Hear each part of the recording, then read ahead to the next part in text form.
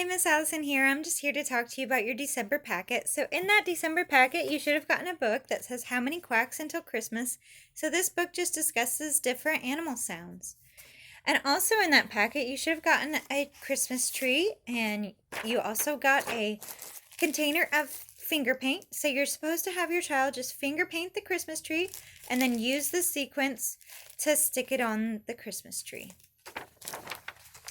Also in that packet, I had put in there learning to like new foods. So children at this age are very picky about new foods. So this is just a different way that you can, or different suggestions that you can help them like new foods. And around Christmas time, they are introduced to a lot of different foods.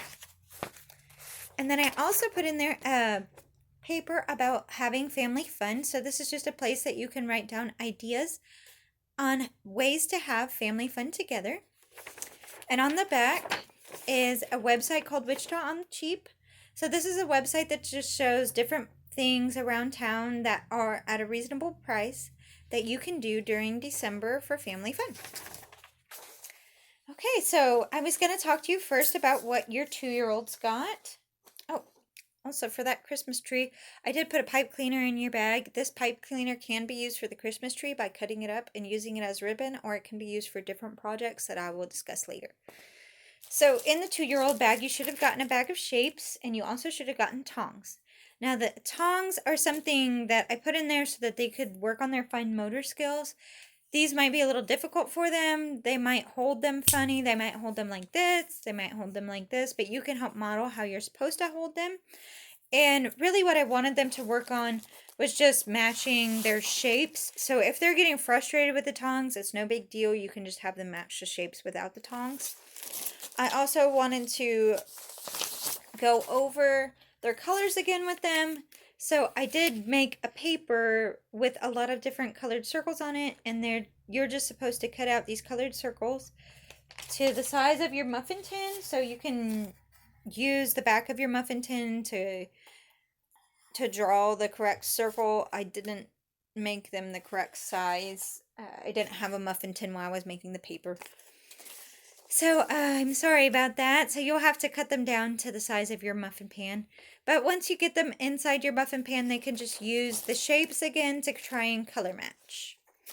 And then, again, that pipe cleaner can be used to bead 2-year-olds. This is another great fine motor skill for them, is to make you can either make them an ornament or you can make them a bracelet.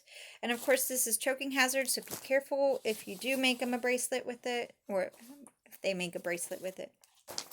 And then in there was just a 24 to 36 month motor development. So you can just read about their motor development this month. So that is gross motor and fine motor. Jumping is one of the gross motor things that you can work on with your child.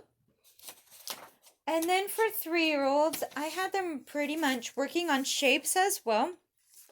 There was this paper that talked about different activities that you can do with shapes. So there was one that you could use these shapes that I gave you inside this bag to make a scavenger hunt with the shapes all around their home.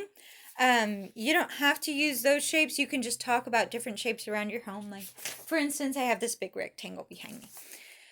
So you can just have your kids talk about what kind of different shapes that they see in their home. There's also a lot of different other activities on here that it suggests also for 3-year-olds. And then what they're supposed to do with that bag of shapes is they're supposed to make a picture. So they can make whatever kind of picture they wanted. I figured I would kind of let them free handed, and they probably would make their own picture anyways. So they could make a Christmas tree. I didn't have it as one of these suggestions, but if you wanted to make this a Christmas activity, you could have them use the triangles to make a Christmas tree. And then down here, they're supposed to use just math to figure out how many triangles, squares, rectangles, and circles that they used for their picture. And then for 4-year-olds, I just gave them a bag of letters, and then I also gave them a pair of tongs. And the way that it's challenging for them is because these beads are so much smaller than these beads, so it's much more challenging for 4-year-olds. So they'll have to use those fine motor skills to try and pick up these beads and put them on the correct letter or the letter sound. And then they also got a learning letters paper that just kind of discusses different ways that you can help them learn letters at home. So I hope you guys have a wonderful month and have a Merry Christmas.